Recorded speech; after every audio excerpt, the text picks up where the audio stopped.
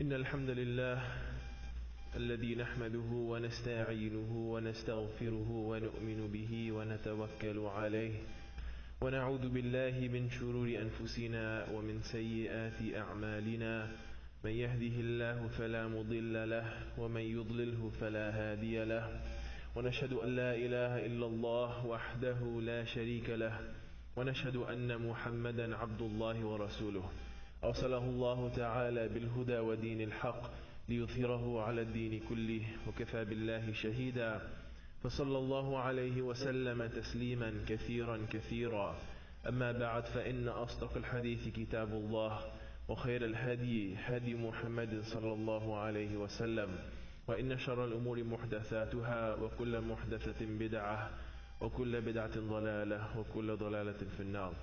يقول سبحانه وتعالى في كتابه الكريم بعد أن أقول أعوذ بالله من الشيطان الرجيم يا أيها الذين آمنوا لا يسخر قوم من قوم عسى أن يكونوا خيرا منهم ولا نساء من نساء عسى أن يكون خيرا منهن. صدق الله العظيم. رب اشرح لي صدري ويسر لي أمري واحلل عقدة من لساني يفقه قولي. اللهم ثبتنا عند الموت بلا إله إلا الله واللهم اجعلنا من الذين آمنوا وعملوا الصالحات وتواصوا بالحق وتواصوا بالصبر. آمين يا رب العالمين. There's a story that one of my teachers shared with me, and my teacher is part of a fairly small community not too far from here, where the average attendance in, let's say, Salatul Asr is probably like 5 or 6 people. And so everyone knows each other because it's the same faces on a daily basis during Salatul Asr. And he's the Imam, so he has to be there every time. So one day at Asr prayer, he sees a man walk into the masjid, and this man is completely covered in tattoos. Completely, like just from head to toe, he's covered in tattoos. And I want you to first think that you're in this situation where you're sitting in the masjid and a man of this appearance walks in. Most of us, if not all of us, would reach towards our pockets, towards our phones, just in case this guy does something, because of his appearance solely. And so my shaykh sees him, and after the prayer he approaches him and he says, he's new, he's never seen him before, so he says, hey, are you visiting? Did you just recently move here? What's going on? So then this person starts sharing his background and his story with my teacher, with the shaykh. And he tells him that he moved from California, and when he was very young, he got involved in drugs and in crime. From a very young age, from the age of 12 or 13. And this was because his dad and his uncles and his brothers were all involved in this scene of drugs and of crime. And in California back in the day, at least then, I'm not sure if they still have this rule, but basically you would get strikes for certain types of crimes that you committed. And if you were to get 3 strikes for a certain type of crime committed, then you would go to jail for a pretty long time. Like you were just done after that. And so he got 2 strikes by the time between the ages of 13 and 23, and when he was 23 he got his 3rd strike. And he's taken to a county jail where he's waiting all night for the next day when the judge is going to make a verdict on how long he's going to spend in jail. So now he's in the jail cell and he's there all night, and he is Muslim, by the way. His family is Muslim, but they weren't brought up on Islam necessarily, because they were all involved in this kind of stuff. And so he's sitting there, and for the first time in a very, very long time, he thinks about his life. And he has an epiphany, and he thinks, I'm only 23 years old. What have I done with my life? I'm going to be sentenced to jail for 10, 15, 20 years, who knows how long, based on the crimes I've committed. My life is basically over. And in this state of regret, he makes sujood to Allah, and he prays to Allah, and he makes dua to Allah all night, and he cries his heart out. And he says, Ya Allah, I know I've made so many mistakes up until now, but Ya Allah, please forgive me. I'm ready to change my life. And if by some miracle you give me another chance tomorrow and I'm not sentenced to jail, then I promise I'll change my life around. And he makes a specific promise to himself and to Allah subhanahu wa ta'ala. And he says that my mother has wanted one of her children to fulfill her wish of becoming a hafiz of the Quran, memorizing the entire Quran. And if you let me go tomorrow, then I promise that I will fulfill that wish of my mother. And so the next day he goes before the judge. His whole family is there, his dad, his uncles, his relatives, his mother. Everyone is there expecting the worst. And then the judge asks him very smartly, very intelligently, he says, "What will you do if I let you go today?" And the judge is smart because he knows even if the kid or this young man gives a good answer, but he's not serious about it, where is he going to end up in a few weeks or a few months? He's going to end up right in front of the judge again. So he asks him, "What are you going to do?" And he says, "Judge, I thought about this last night and I prayed to God and I promised Him that I will change my life if I get a second chance today, if you let me go." And the judge liked this answer and he let him go. And everyone is shocked at this point. His entire family is shocked, like, how did this happen? And so then the first thing he does is he goes to one of his uncles and he says, or he goes to his dad and he says, "Do you have some cash on you?" And he says, "Yeah, I have like 30, 40 bucks. He says, "Can I please borrow it? And he asks one of his brothers or his uncles to go to the nearest Islamic center or to the nearest masjid where he can buy some books on Islam, on Arabic, and learn the Arabic language, and on Quran, and so he can start learning and memorizing the Quran. And subhanAllah, within 8 months he became a hafiz of the Quran. SubhanAllah. This person who was in such a state where he could have been in jail for decades, literally, because of what he had done in the first 20 some odd years of his life. But he had this moment where he said, "You know what, I'm going to change." And he promised Allah that he would change, and he turned his life around. And now if you ask anybody about him, he's one of the most respectful and honorable people in his own community. He got married, he got a job after that, and then he also had 2 beautiful children. And you can ask anybody, they're one of the most honorable families in the community, mashallah. And so this story first shows us, and remember I started with the man's appearance, that if a man like that walked in here, and we saw a man like this, we would never think that this person is a hafiz. We would never think that this person has, this kind of a story in his background, in his past. And yet he changed himself and he turned himself around. But just from the appearance, we wouldn't be able to tell that. Most of us, if not all of us, would judge the man only based on his appearance. And that's the first point I'd like to make today, is that we should never judge anyone by their appearance. No matter how they look, no matter what their hairstyle is, no matter if they have a beard or not, no matter if they have a hijab or not, no matter if they're wearing shorts or pants, or no matter if they're wearing a thobe or a shirt or anything else. We should never judge anybody based on what we see on the outside. Because we cannot judge someone on the outside and judge what they have on the inside and in their hearts. The Prophet ﷺ, he said that, "I swear by Allah that there is no God but He, that one of you may perform the deeds of paradise until he is not but an arm's length from paradise. But because of what Allah had decreed, that person would start doing the actions of the people of hellfire, and that's where he would end up." And similarly, there's a person who may be so close to the hellfire, an arm's length from the hellfire, but because of what Allah had decreed, that person may end up doing the good deeds of a person from paradise, and he may end up in paradise. And so what that teaches us is that we should never, even if a person we know is sinning all the time, they're making mistakes all the time, they're struggling all the time, we should still not judge them and assume that, they're going to end up in hell, or they're never going to be able to change themselves. No. The story shows us that no matter where a person gets, no matter how bad it gets for a person or for ourselves even, we should never think that there's no hope for that person. We should never just kick them off the cliff, so to speak, just because we think they're inevitable to fall and to go down. And this, by the way, doesn't just apply to in the religious sense. This doesn't just apply to the deen and Islam and seeing, each other when it comes to our appearance and judging each other based on, the level of iman that we may have, for instance. But this also applies to anything in the worldly life. When we see if we're super fit and we see a person who's not fit, right? We shouldn't assume that person can't get fit, right? If Allah has blessed us with wealth and we are rich because of the blessings of Allah subhanahu wa ta'ala, and we see a person who's struggling, who can't, who can barely sustain an income and a job, and they can barely make ends meet, we should not judge that person and say, "Oh, look at this person, they've been trying 20, 30 years and they still can't, sustain a proper living." We should never judge people based on the appearance, based on the outwardly, based on what we see, and assume that they cannot fix and change themselves in any sense, whether it refers to the deen or the dunya. And perhaps, as the hadith mentions, the reason you may go astray is because you stop focusing on yourself. Right? Because you stopped focusing on yourself and you started looking at other people and their actions and you started judging them. For that reason, na'udhu billah, Allah may make you forget your own self. And you don't want to be that person in the situation where you think you're safe and you're going to end up in Jannah because of where you are right now. But then, God forbid, you are that person who Allah decreed that you would start doing those bad things and you would end up in the wrong place. May Allah subhanahu wa ta'ala protect us from that. And this does not only apply to appearance, but it also applies to actions. When it comes to the outwardly, these are the two aspects. It applies to appearance, and it also applies to actions. And what are we told when it comes to judging or the actions of other people?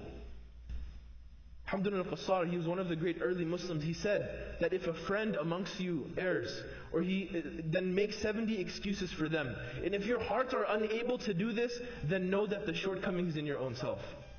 That when you see someone, even if they're doing something completely wrong, the least you can do is come up with one excuse, if not 70 excuses. And if you're not able to come up with an excuse, then who's at fault? You are at fault, and I am at fault if we cannot even do so much and give even the least benefit of the doubt that we can't come up with one reason for why that person might be doing that action. And in another example, Imam Ja'far as-Sadiq, he said that if you find or see something that you don't like in a brother or sister, try to find between 1 and 70 excuses for him. And if you can't find an excuse, then say there might be an excuse, but I just can't think of it. I just can't find out what it is. Again, turning it upon yourself. There must be some reason that they're doing this. Just because I can't come up with some excuse, doesn't mean that there is no excuse. There must be some reason. And that's how much benefit of the doubt we're supposed to give to other people. And so we should never judge on the outwardly, which means both based on people's actions and also based on their appearance. That's point number 1.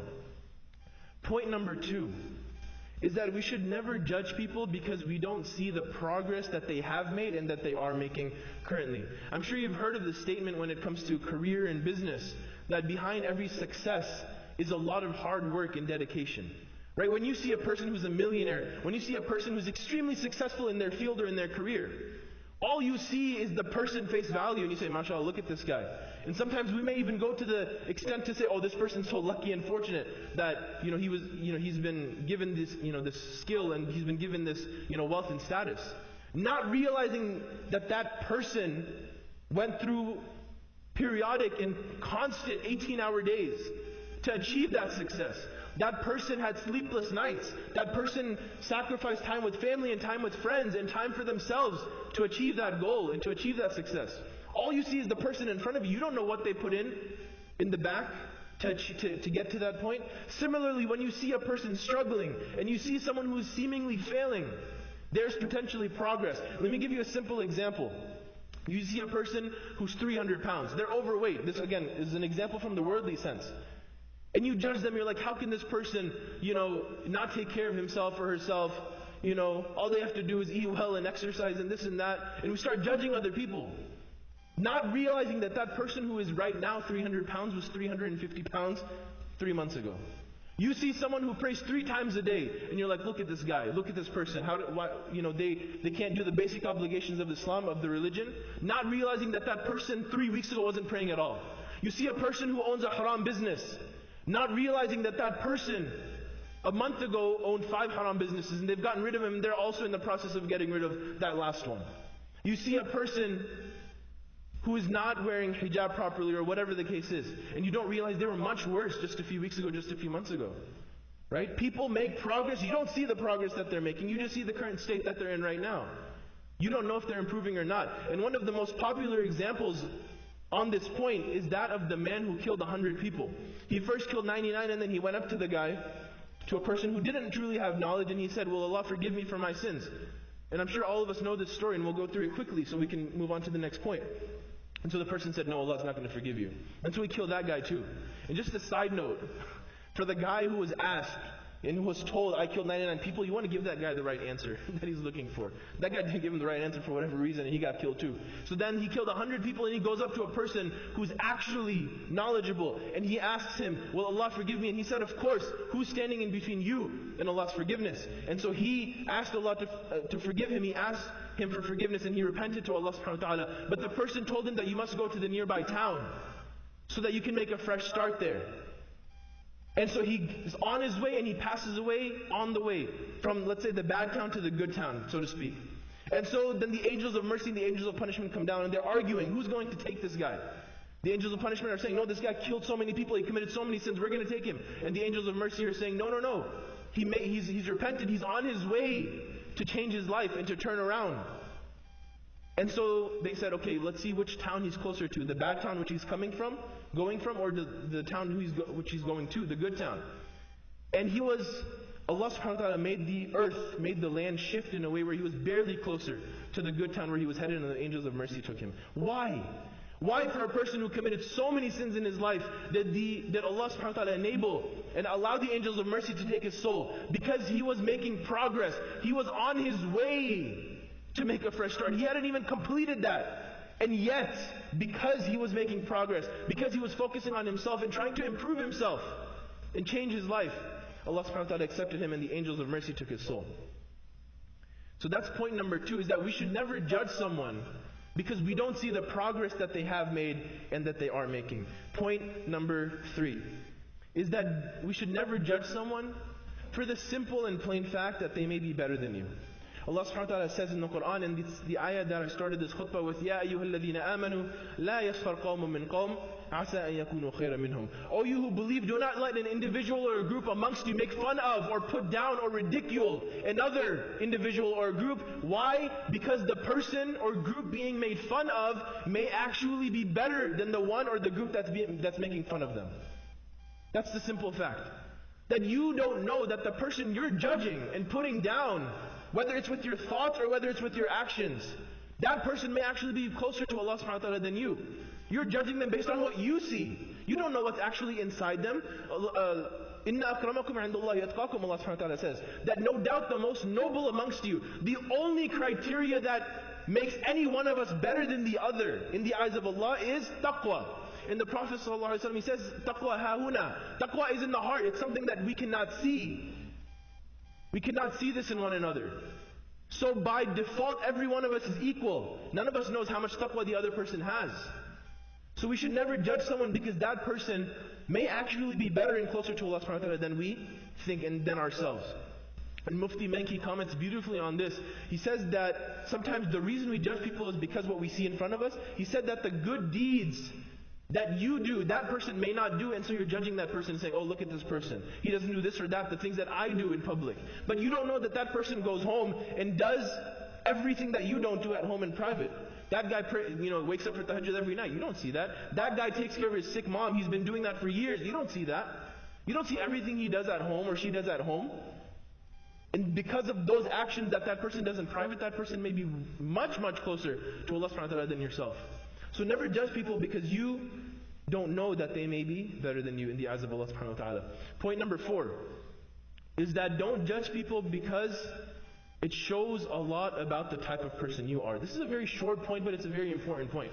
The way you think about other people shows a lot about the type of person you are.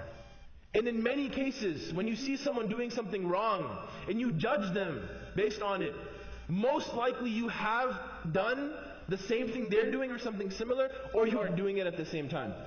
You are currently doing it, and that's why you're for some reason judging other people as well. That's the first thing that comes to your mind.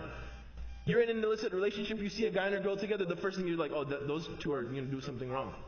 Because that's the first thing that comes to your mind. It shows a lot about the type of person you are. So look in the mirror, because don't judge people because it shows the type of person you are. Point number 5. This is a very crucial and very important point. And that is that look at where you used to be. Look at where you used to be. Where Allah subhanahu wa ta'ala, He says in the ayah where He talks about community, فَأَلَّفَ بَيْنَ قُلُوبِكُمْ فَأَصْبَحْتُمْ بِنِعْمَتِهِ إِخْوَانًا. Then He put love in between your hearts, and by His special favor, He made you brothers and sisters in Islam. فَأَصْبَحْتُمْ بِنِعْمَتِهِ إِخْوَانًا وَكُنْتُمْ عَلَى شَفَا حُفْرَةٍ مِنَ النَّارِ. And you yourself used to be at the very edge of the hellfire. فَأَنْقَذَكُمْ مِنْهَا. And He pulled you out. Allah pulled you out. You yourself didn't wear hijab just a few months ago, and now you see a sister who doesn't wear hijab and you're going to judge her? You yourself were involved in haram business last year, and now you see someone in haram business and you judge them? You yourself, when you were younger, you didn't pray, you weren't religious, you weren't a good Muslim, but now you see youth who are not religious and who are not praying and who aren't doing their obligation, and you're like, look at these youth. Look at these youngsters.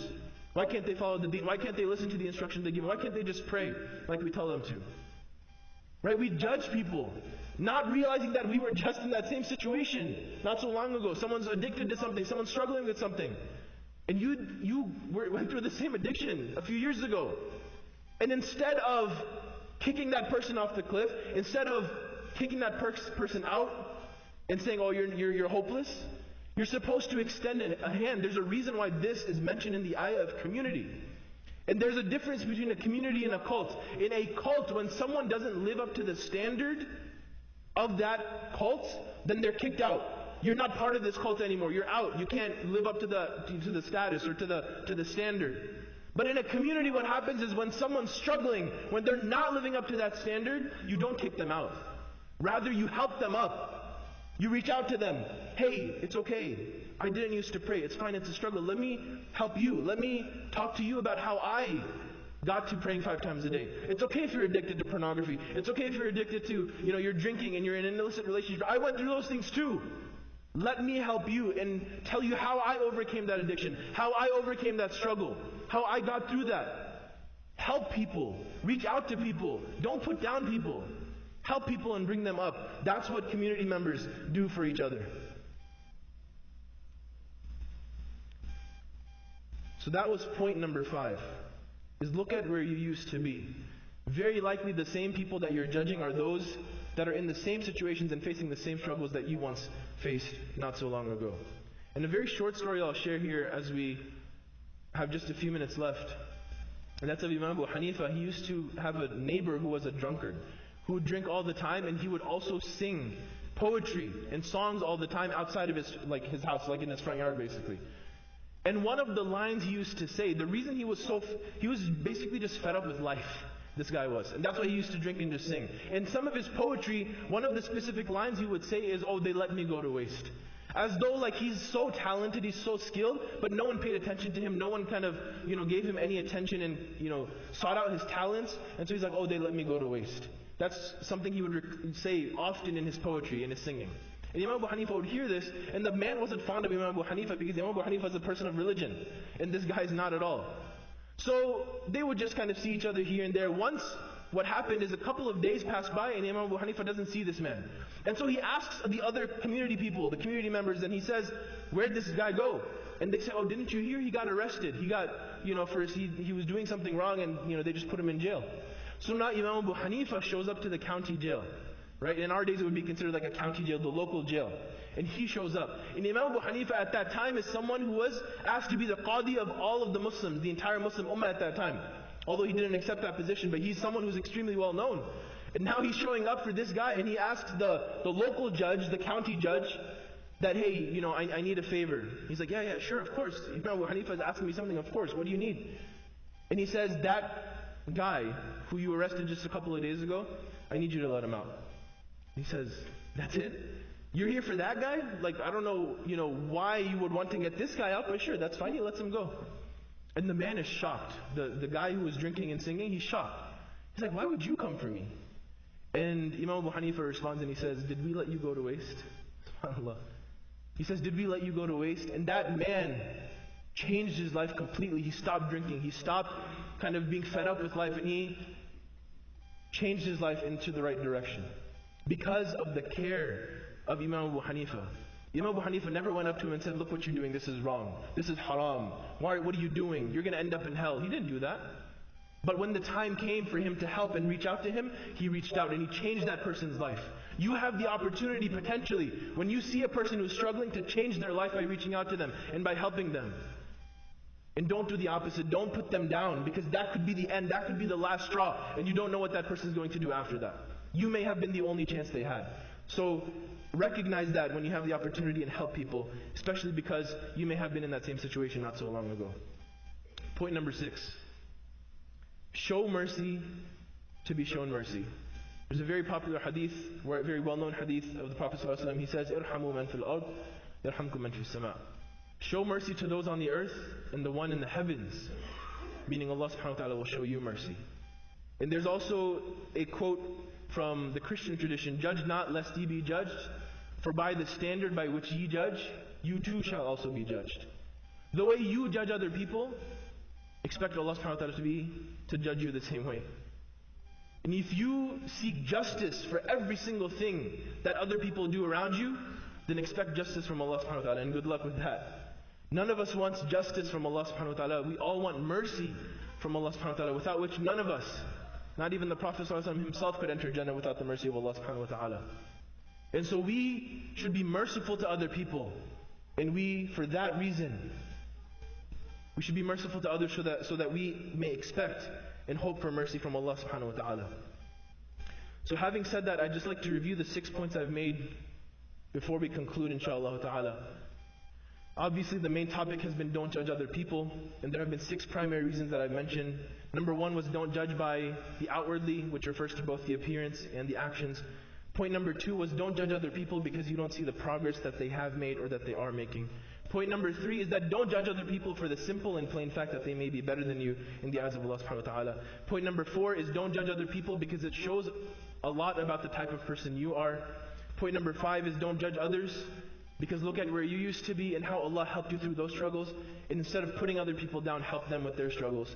Point number 6 is show mercy to other people and don't judge them, so that you may hope and expect mercy from Allah subhanahu wa ta'ala. May Allah subhanahu wa ta'ala make us all people who do not judge other people. May Allah subhanahu wa ta'ala protect us from this bad habit of judging other people. May Allah subhanahu wa ta'ala forgive us for the times and for the sins that we've committed when it comes to this topic. May Allah subhanahu wa ta'ala enable us to get rid of this habit in our lives and implement what we've heard today in our daily lives. Ameen ya Rabbil Alameen. Aqulu qawli hadha wa astaghfirullah li wa lakum. Fastaghfiruhu innahu huwal ghafurur rahim.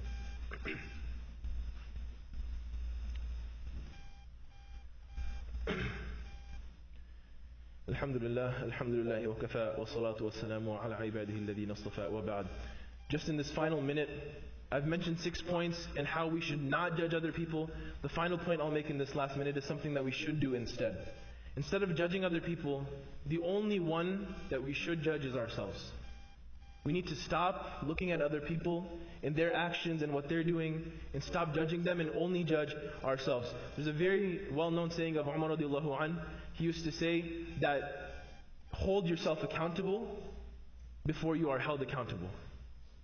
Right? Hold yourself accountable before you are held accountable in front of Allah subhanahu wa ta'ala. And so what we should do is we should focus on self-reflection. We should focus on our own lives. And what happens when you focus on yourself? First of all, you realize you're a pretty bad person. And you have a lot of stuff to work on. And every one of us has so much to work on that we should not have any time to focus on other people and think about other people. Because you see someone, you're like, oh, that person's struggling. And you're about to judge them and you're like, wait a second. I have a lot of stuff to work on myself. I'm not a perfect human being, not even close to a perfect human being. I have so many struggles that I'm working on, that I'm facing. And when you do that, you become preoccupied with yourself and you don't have any time, any thought of even other people, because you're so focused on yourself. So the action item that I'd like myself and all of you to take away from today is to perform this action in the sunnah of self-reflection. We do not do this enough for ourselves. Unfortunately, because of the lives that we live in, because of the society that we live in, the world we live in today, hustle and bustle and going, on a daily basis to work and coming, family, work, family, everyday sleep. It's just like 2 or 3 things. It's like a cycle on a weekly, daily basis. And we sometimes forget what is our purpose in life. We forget, what am I doing? Am I getting closer to Allah every day, every week, every month, every year or not? Ramadan just passed. It was a means of us checking ourselves, and most of us, unfortunately, now we've gotten back to the same way we were before Ramadan. Because we don't check ourselves. We have that yearly check. Maybe even some of us don't even do that. But some of us, we do. We're on a yearly basis, we check ourselves. And it helps us. Now imagine if you could do that on a weekly basis. And that's the suggestion I have for myself and for all of you. Is sit down once a week. Not only yourself, but also your spouses, also your family members, especially your children. Instill this habit within them. Where you sit down on a Friday or a Saturday or a Sunday, on a weekend, 15, 20 minutes, and look at what you've done in the previous week. What sins did I commit? What mistakes have I made? What am I struggling with that I want to improve on? And what did I do well that I can build upon? If you can do this for the previous week and then make a plan for the upcoming week, and do this for the rest of your life is going to completely change. Because there's a different level of focus that you have now when it comes to self-reflection, when it comes to looking at yourself.